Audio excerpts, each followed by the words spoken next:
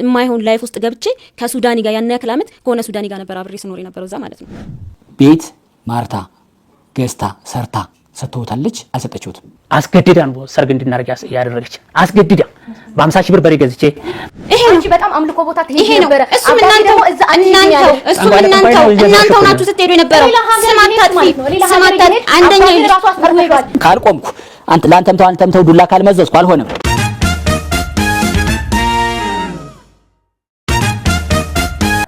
ጫት ምናምን ይጠቀማሉ። የምረን አባቴን በጣም ነበር የምወደው። በዚህ ጥግ አልጠበቅኩትም። ሰራተኛ እንኳን ክብር አለው ብትቀጥረውን በብር እንደ እህት አይደለም እንደ ሰራተኛ እንኳን አታከብሩንም ነበር። እናቴን በተለይ ይሄን ሁሉ ሆነች የሚሉኝ እርሶ እንዴት አሳድገዋት ነው? ልጅ ደግሞ ወላጅን ይመስላል በግብር ካሉኝ ይሄ ሁሉ ግብር የርሶ ነው ማለት ነው። ልኳን ስለምንነግራት እኮ ነው እናቷ የምትጠላት። ልኳን ያለኝ አማራጭ በተመልካች ፊት ኢንተርቪውን መምራት ስላልቻል ብለን ከስቱዲዮ እንድትወጪ ማድረግ እንገደዳለን። በፍጹም እናቴ ይሄ በቃ ይሄን ድራማ እንድታቆም ነው የምፈልገው። ግባት ዘጉብኝም ነበር። አንቺ ራስሽ በሳን አትወረውሪ ነበር። እኔ ልጅ እሷ ለምን ነው የሚዘጋባ? አትዋሺ። የአባት ባለጌ የገንዘብ አሮጌ የለው።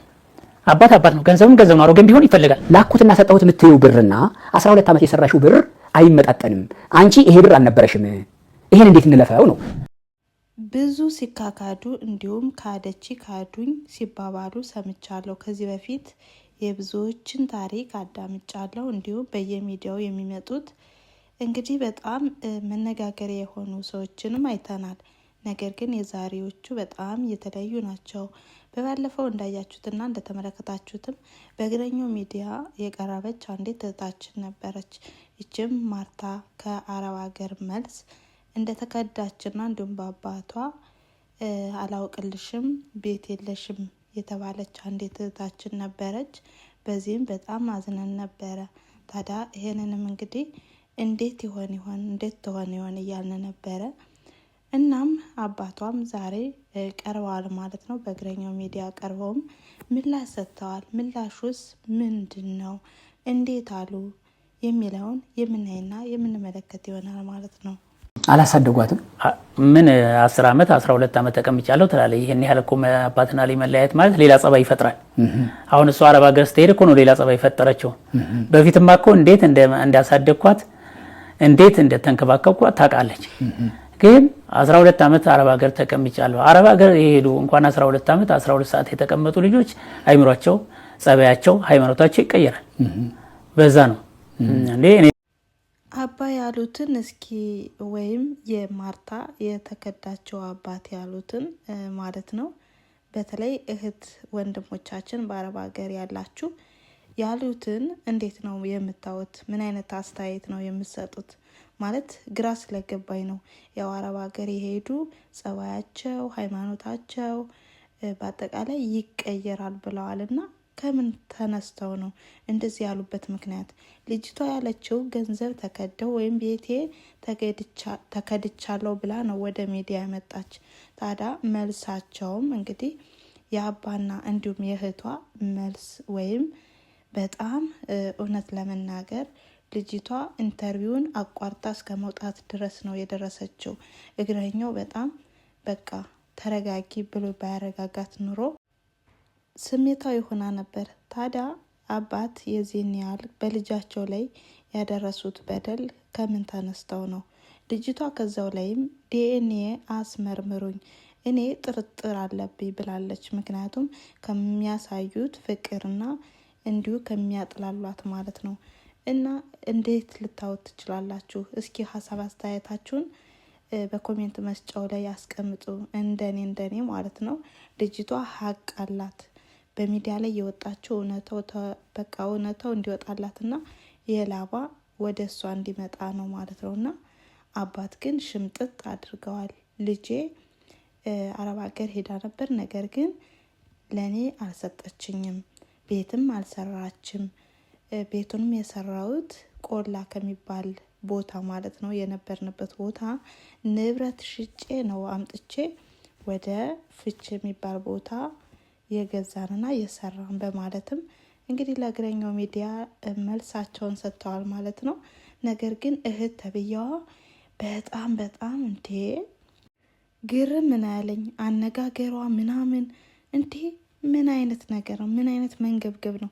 ልጅቷ እኮ አረብ ሀገር ደርሳ አረብ ሀገር በዛው ሪዘርቭ ስራ እየሰራች ቅጥል ብላ የልጅነቷን ህይወት ማለት ነው አሳልፋበት የመጣችው።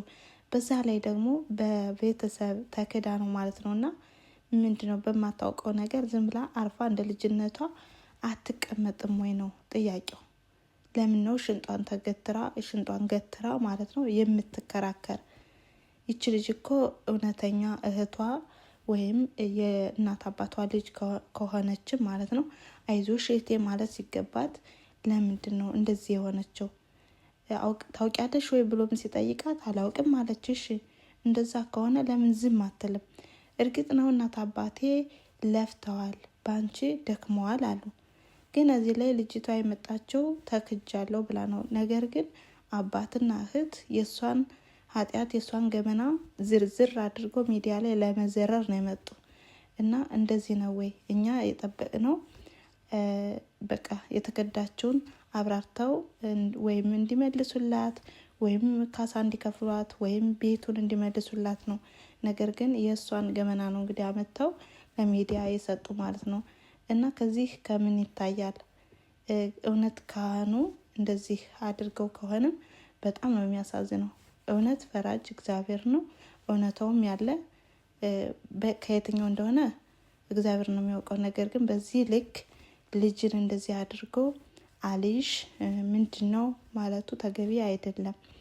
እሳቸው በጣም እውነት ለመናገር እየዋሹ ነው የሚመስለኝ፣ እኔ እንዳዳመጥኩት እኔ እንደሰማሁት ማለት ነው። እናንተስ እንዴት አያችሁት? በጣም እውነት ለመናገር ልጅቷ ሀቅ ያላት ትመስላለች። እናም ልጅቷ አሁንም እግረኛው ሚዲያን ሄደህ እዛው ከቦታው ድረስ ሄደህ ማጣራት ትችላለህ ብለዋለች። እና በዚህ አጋጣሚ እግረኛው ሚዲያም ሄዶ ማጣራቱ አይቀርም ባይነኝ እንደኔ ማለት ነው። ነገር ግን 12 አመት አረብ ሀገር የለፋችበት እንዲሁም በቃ ላዋን ጠብ ያረገችበት ንብረት እንደዚሁ እውነት ነው በፍቅር እናት አባት እስካለ ድረስ ይኖርበት ብላ ነው የሰራችው ይሄን ቤት።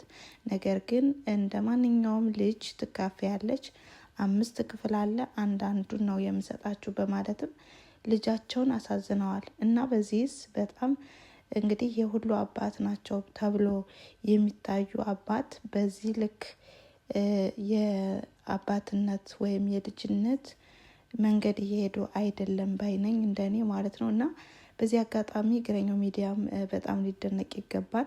መስቀለኛ ጥያቄ ነበረ በሁለቱም ወገን ሲጠይቅ የነበረ። እናም እንዳጠያየቁ እንዲሁም ጥያቄውን ሲጠይቅ አባት ወይም እህት እንደሚመልሱት ከሆነ ልጅቷ ሀቅ እንዳላት ያሳያል። ምክንያቱም እግረኛው ጥያቄ ሲጠይቅ መጀመሪያ ላይም የሚጠይቀው ጥያቄ ማግባብ ነበረ። እናም እግረኛው በሚጠይቅበት ሰዓትም ለምንድን ነው የልጅዎትን ገመና አምተው ከዚህ ሚዲያ ላይ የሚዘረዝሩ? እኛ የምንለው ልጅቷን ክደዋል ወይስ አልካዱም በማለት ሲጠይቃቸውም እሳቸው ግን ያለ ስሜ ስም ሰጥታለች። እናም ለዛ ነው እንደዚህ ያልኩት፣ ይሄንንም መዘርዘር ያስፈለገኝ ይሄ ነው በማለት ነው የመለሱት። ታዲያ እንግዲህ የአባት ወጉ እንደዚህ ነው ወይ ማለት እንግዲህ እኔ እንደማውቀው እንደ ክርስቲያናዊ ማለት ነው ክፉን በበጎ መልስ ነው የሚባለው አይደለ? እንኳንስ ካህን ይቅርና በዛውም በልጁ ላይ ማለት ነውና እንዴት ነው? በጣም የሚያስጠላ ታሪክ ነው የምር። እንዶ ብቻ እግዚአብሔር ሰላሙን ያወርድላቸው። በሰላም ተጀምሮ በሰላም አልተጨረሰም። በጭቅጭቅ ነው በቃ በጣም በፉክክር ነው ማለት ነው። 2 ሰዓት ሙሉ ኢንተርቪው ማለት ነው በጭቅጭቅ ነበረ እና በጣም ያስጠላል እውነት ለመናገር። እንደው ምን አይነት ጊዜ ነው የደረስነው ማርያምን። ሌላኛው ማስተር አብነት ወንድማችን እስኪ ሁላችሁም ጸሎት አድርጉለት። እንደው ምን አዲስ ነገር አለ የሚለውንም እያጣራ ነው ማለት ነው። እስካሁን ምንም ነገር አዲስ ነገር የለም። ፈጣሪ ጨርሶ ይማረው። እውነት ለመናገር በጣም ከሚዲያው ሲጠፋ በጣም ያስጠላል። የእውነት ነው የምላችሁና እስኪ እንግዲህ መረጃዎችንም እያሰባሰብን ነው ማለት ነው። አዲስ መረጃ ሲኖር ይዘን እንመጣለን ማለት ነው። እናም የነበረን ቆይታ ይሄን ይመስል ነበረ። ስለተከታተላችሁኝና አብራችሁን ስለቆያችሁ ከልብ አመሰግናለሁ በማለት ላይክ፣ ሼር፣ ኮሜንት እያደረጋችሁ አበረታቱኝ። እንዲሁም ቀጣይ ቪዲዮዎች ቀድሞ እንዲደርሷችሁ የደወል ምልክቷን በማጥቆር ቀድሞ ይደርሷችኋል ማለት ነው። እናም መልካም ጊዜ ባይ። ደህና ነህ ወይ አንተ? የሐኪሙ እጅ እንዴት ነው? ተሰማ ወይ ጸሎቱ? ወረደ ወይ ምህረቱ? የፊትህ ፈገግታ ሳይሆን የውስጥህ ፈገግታ እንዴት ነው ጤንነቱ? አንተ እግዚአብሔር መልእክተኛ ለጤናህ መልእክተኛ ተላከልህ ወይ? እኛን አፍቀኸናል፣ አንተስ አልናፈቅንህም? ተሽሎ ስትመለስ